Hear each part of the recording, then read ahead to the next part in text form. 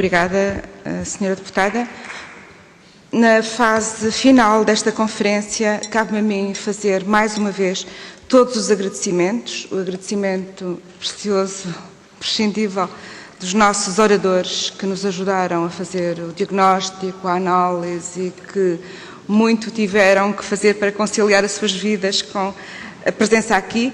Agradecer também a vossa presença de todos e de todas que estoicamente estão connosco até ao fim. Não posso deixar de agradecer os contributos que muitos investigadores e cientistas nos fizeram chegar e que serão integrados nas conclusões deste relatório.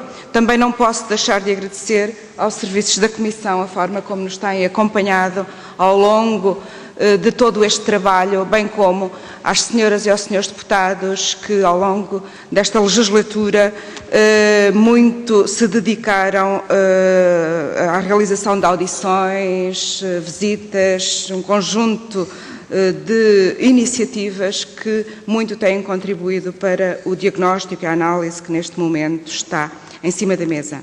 Não tenho a pretensão de fazer conclusões, de todo modo não gostaria de deixar de passar este momento sem referir duas coisas que me parecem essenciais. Por um lado, estamos num momento em que os novos desafios têm que conviver com os velhos desafios, como o Sr. Professor disse, sendo que os velhos desafios ainda não estão cumpridos e, portanto, teremos que ver como fazer esta conciliação muito difícil sobre a procura de soluções para os novos desafios, sem que deixemos de encontrar as respostas de que os antigos continuam a necessitar.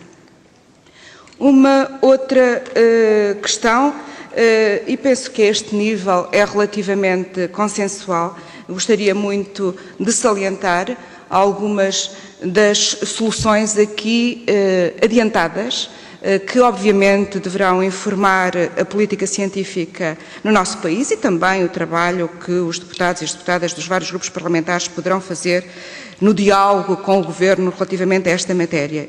E, falando de diálogo, começo logo pelo diálogo, aqui tão bem sublinhado por muitos dos nossos oradores. É fundamental o diálogo entre o Governo e a comunidade científica. Sem diálogo, seguramente, as soluções que se encontrarão não são tão ricas como aquelas que poderão resultar de um diálogo intenso. E não faz sentido procurar respostas para que alguém as aplique se não se implicar a comunidade científica na construção, até porque é muito informada e mais do que ninguém sabe quais são os caminhos que em determinado momento se colocam neste puzzle de opções e, portanto, a intensificação do diálogo parece-me ser algo central nas soluções que este dossiê necessita. Por outro lado, também gostaria de salientar a prioridade à ciência.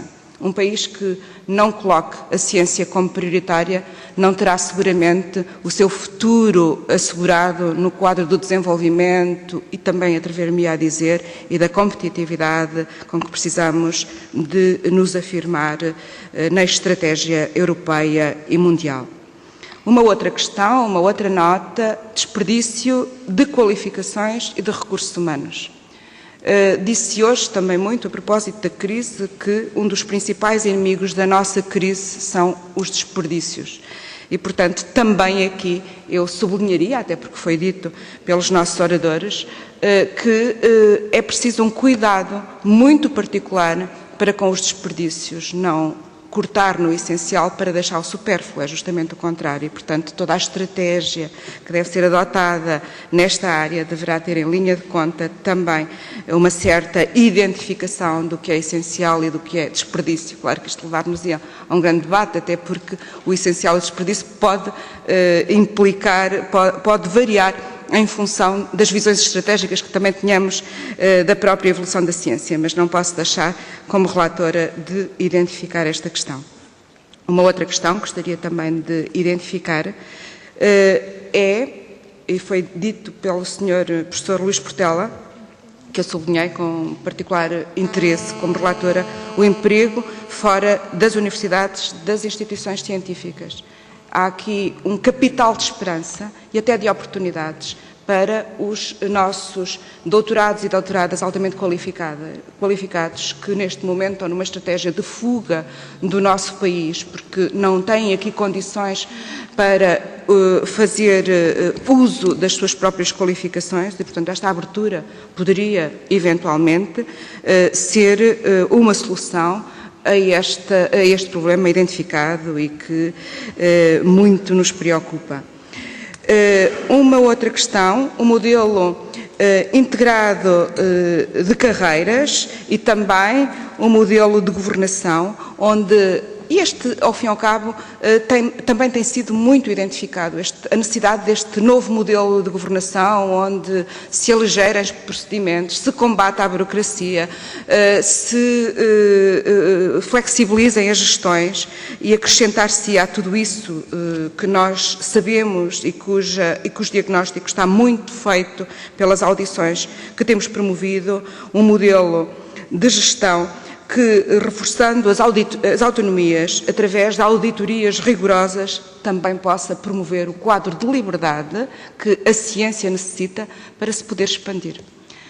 Minhas senhoras e meus senhores, senhoras e senhores deputados, agradeço mais uma vez muito a vossa presença. Só uma nota final, não posso deixar de a referir. A referência que a nossa jovem investigadora fez às ciências sociais, culpa minha e culpa nossa, e sendo eu socióloga, ainda mais imperdoável é, mas é só no final, ou quando já vamos a meio da organização de uma conferência onde as negociações da organização são sempre complexas, porque há negociações de nomes em função das indicações dos vários grupos parlamentares, é que também me dei conta de que esta conferência tinha essa falha num quadro onde as próprias, sei que não é leitura consensual, mas não posso deixar de o dizer, pelo menos parte da leitura, há quem pense que as ciências sociais, há quem diga, e eu não vou dar a minha leitura sobre isso porque não o devo fazer como relatora, que as ciências sociais estão desvalorizadas no quadro das atribuições de bolsas e das prioridades em curso na ciência. Obviamente que registro essa questão como uma falha que poderemos e acho que iremos colmatar numa próxima conferência. E também uma outra que não foi dita aqui no debate, mas que a professora Rosalia Vargas chamou-me a atenção no intervalo, para o facto de devermos introduzir uma componente de difusão da informação no quadro destes debates. Portanto, ficam essas duas notas. Muito obrigada pela vossa presença. Até uma próxima oportunidade.